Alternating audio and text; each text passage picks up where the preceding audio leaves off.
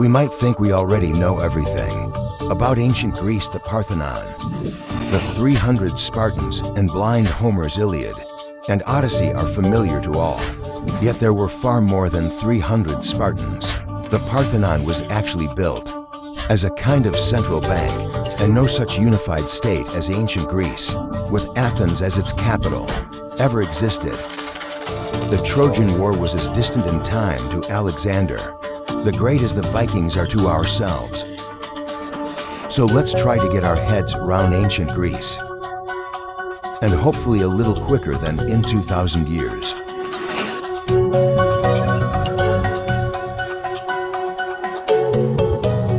"3,716 years ago, the pyramids of Egypt were already standing,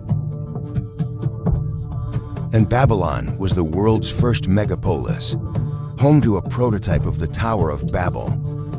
On Crete, however, a mysterious civilization was flourishing. It had 3-storied palaces, and all this with no defenses.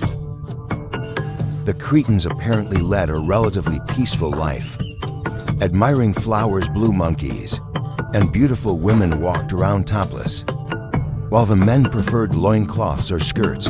But the Cretans had a navy and their own writing system, and nobody has yet succeeded in deciphering them. Until one day on the island of Thera, the modern-day wedding paradise of Santorini, all this ended in the greatest volcanic eruption in European history. Part of Thera sank beneath the waves, presumably giving rise to the myth of Atlantis tsunamis. 100 meters high and vast, ash clouds stretching for thousands of miles around. Crete never recovered from this eruption, and invaders soon swarmed in. The once peaceful island, then filled with bronze weapons and tablets, written in a new strange language, which turned out to be the earliest known form of Greek, spoken by warlike tribes, which had settled the nearby Greek mainland, building such cities as Thebes, Athens, Mycenae, and Pylos. But these cities already sheltered behind 6-meter walls. Life here was not peaceful at all.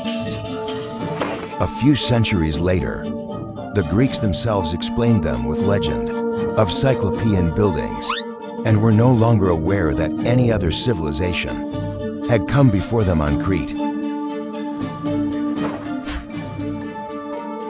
By this logic, even the half-bull Minotaur was half Greek. Nobody better deny the fact that games with bulls were a purely Cretan form of entertainment. Greeks appropriated everything they met on their way, with great virtuosity in conquering Crete. They had conquered the seas. Marine trade saw them grow even richer. Almost all the inscriptions found among the heaps of gold in the tombs of Mycenae are financial accounts. Mycenae took the lead in the fight against Troy, and Homer's Iliad as recently as 150 years ago. This story, it was considered a fairy tale until a millionaire and amateur archaeologist, Heinrich Schliemann, excavated Mycenae and Troy. A replica of the legendary, the Trojan horse now stands here. Archaeologists have indeed found traces of fire and destructions at Troy, but this was accompanied by the decline of virtually all regional settlements. Unceasing attacks by barbarian tribes turned the whole Mediterranean into a war zone.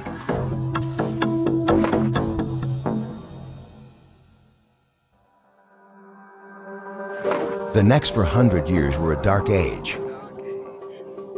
Literacy fell into oblivion, leaving us with nothing to read about the events then taking place. Fortunately, what we do have is Homer. Everybody has heard about the blind poet, the author of the Iliad and the Odyssey.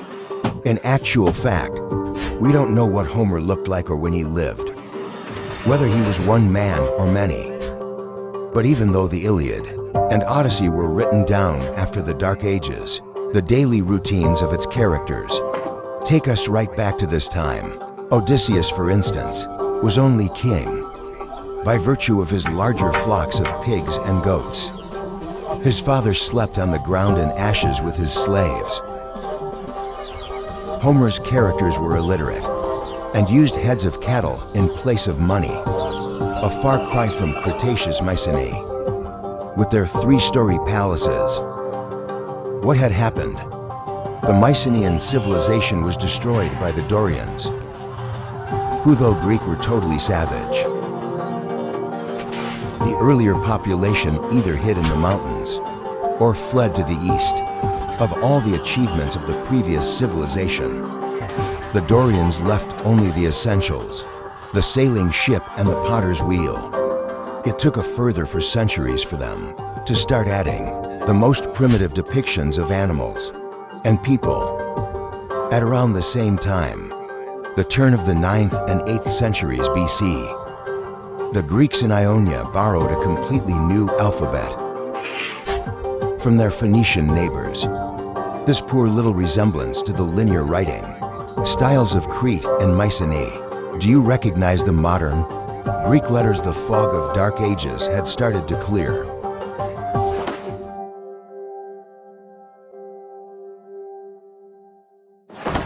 Only here do we begin to recognize ancient Greece, the country that never actually existed. This was no state with an established border or capital, but rather a multitude of distinct and completely independent cities, polices.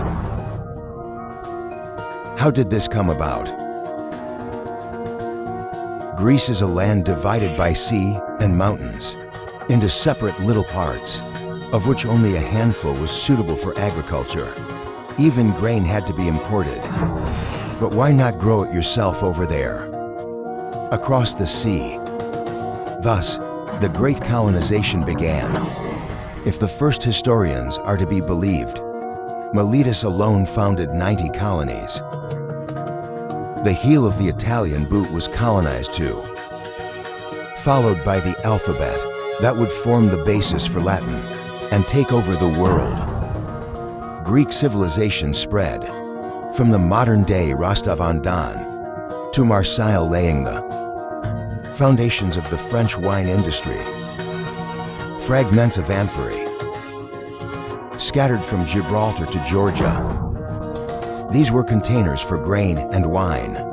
The latter was diluted with water in proportions of 1 to 3. Only barbarians would drink it neat. For trading purposes, coins appeared. Like the alphabet, these two were borrowed from their neighbors.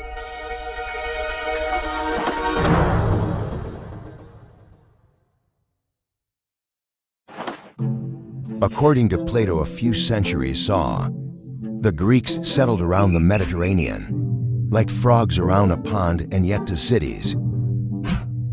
Athens and Sparta almost did not participate in colonization. The Spartans descended from the warlike Dorians that had destroyed the Mycenaean civilization. They solved the land issue by conquering their neighbors. In the broad, fertile region of Mycenae, the locals were declared helots, something midway between slaves and serfs, and greatly outnumbered the Spartans proper. Sparta had transformed from an ordinary polis into a military camp, whose main task was the prevention of any uprising. Things were quite different in Athens.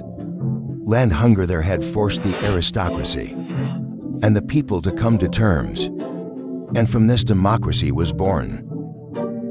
But first the tyrants took power. A Greek tyrant did not necessarily terrorize people. Rather the opposite typically. He was an aristocrat who had quarreled with his peers. Putting out promises of a better life, he used the common people's support to seize power by force. From then on, all his energies were focused on retaining power. The tyrant, therefore, made no reforms and simply drove any rival aristocrats from the polis. To divert the attention of the populace, tyrants introduced and fostered new festivals and cults. The dissatisfied could perish in the brazen But you can't roast everyone. The tyrants were overthrown, and the suppressed aristocracy attempted to negotiate with the people, giving birth to Greek democracy.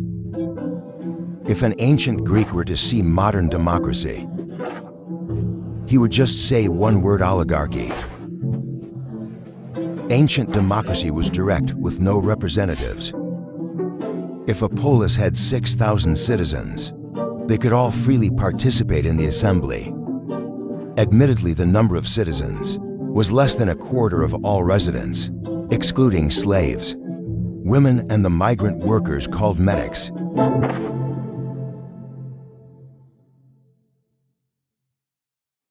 By the middle of the 6th century, the Ionian cities were most advanced, eclipsing Athens and Sparta. They were the first to master such Eastern innovations as the alphabet, coinage, mathematics, naval fleets, and complex trade logistics.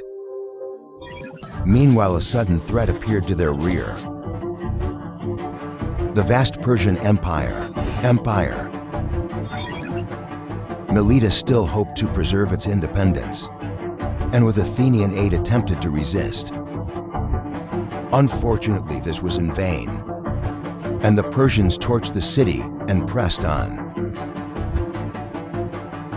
Their attempts to subdue Greece lasted 20 years.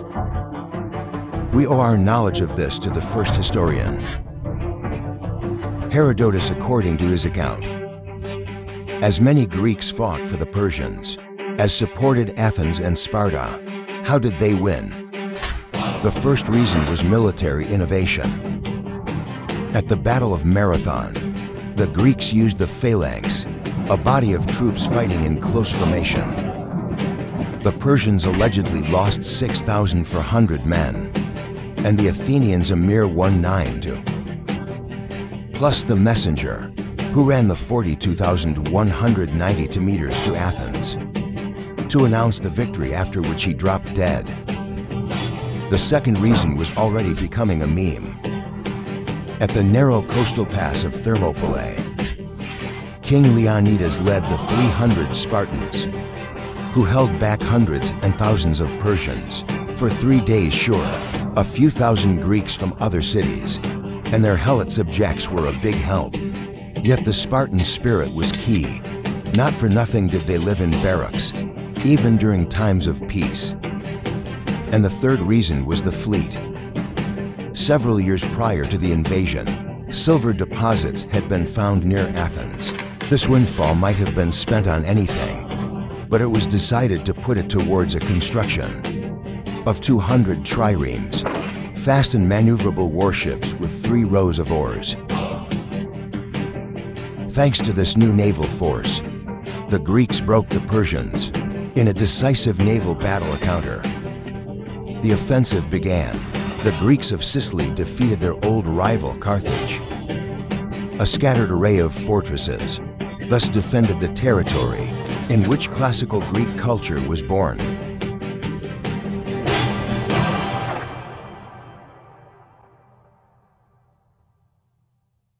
To permanently defeat Persia and liberate the cities in Asia, Athens founded a maritime union. Finally, Athens had become the center of the Greek world. 150 cities agreed to make annual payments for the maintenance of a common army and navy. The treasure was kept on Delos, the sacred island of Apollo. Shortly afterwards, however, patronage was passed to Athene, motivated by greater fiscal reliability.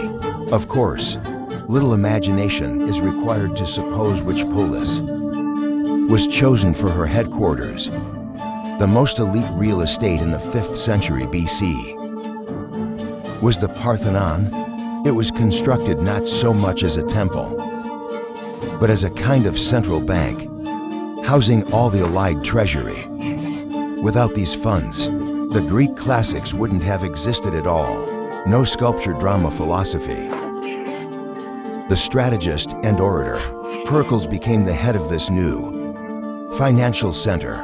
He concluded a 30 years peace with Sparta, restored the Acropolis that had been sacked by the Persians, and extended fortress walls to the city harbor. This was rebuilt to a grid layout. A foreigner to New York while the sculptor Phidias was immortalizing Greece in stone, the philosopher Anaxagoras expressed an outrageous idea that the sun was not the god Helios, but a burning body equal in size to Peloponnesus. A whole great culture was created in half a century.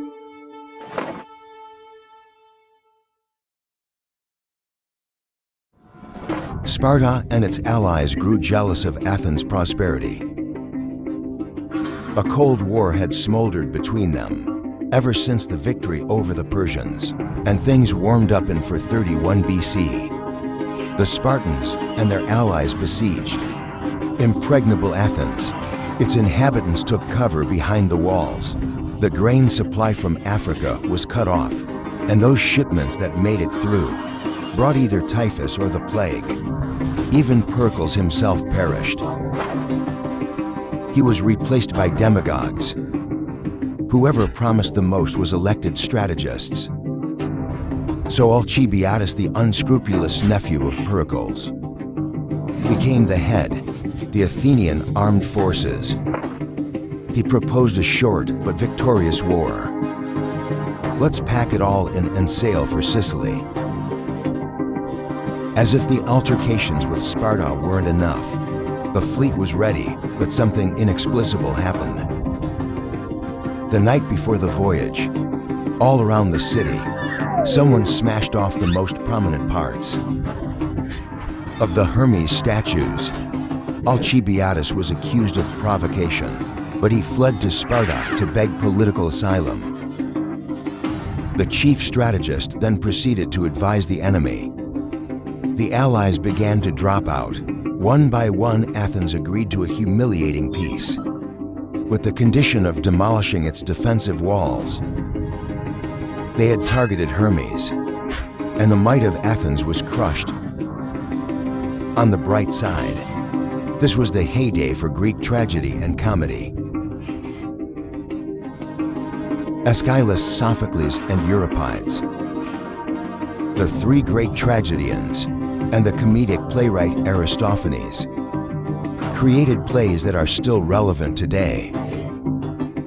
And yet they penned them in the full confidence that the first production would be the last, as was the way in theater at the time.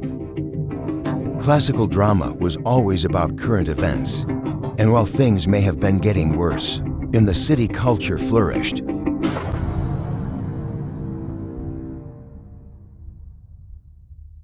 There was no winner in the Peloponnesian War. All Greek cities fell into decline. On the other hand, unexpected surprises would come from the Macedonians, distant relatives of the Greeks, who had always been regarded as semi-barbarians.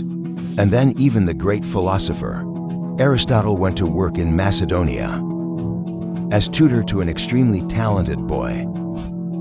The boy's father was Philip II. It was he who built up the Macedonian kingdom, defeating a Greek coalition. He almost managed to unite Greece in order to fight the Persians. But Philip was killed, and his son, known to us as Alexander the Great, blazed his way through Asia, broke the army of the Persian king Darius, but still refused to turn back, reaching India thus. A new world was born, the Hellenistic world. Greek and Eastern culture blended to form a new whole. As cities by the name of Alexandria sprang up, in almost every land, though without any democracy. All officials in Asia spoke Greek, and new Oriental gods became neighbors with the old Greek ones at Mount Olympus. Alexander was proclaimed a god himself in Egypt. Protocol obliged all to follow Eastern tradition and fall at his feet. We can only wonder how this might have ended. Greek decrees have been found urging the spread of Buddhism. But Alexander died young. Babylon, the place of his death, had become the capital of an empire, which immediately began to crack at the seams.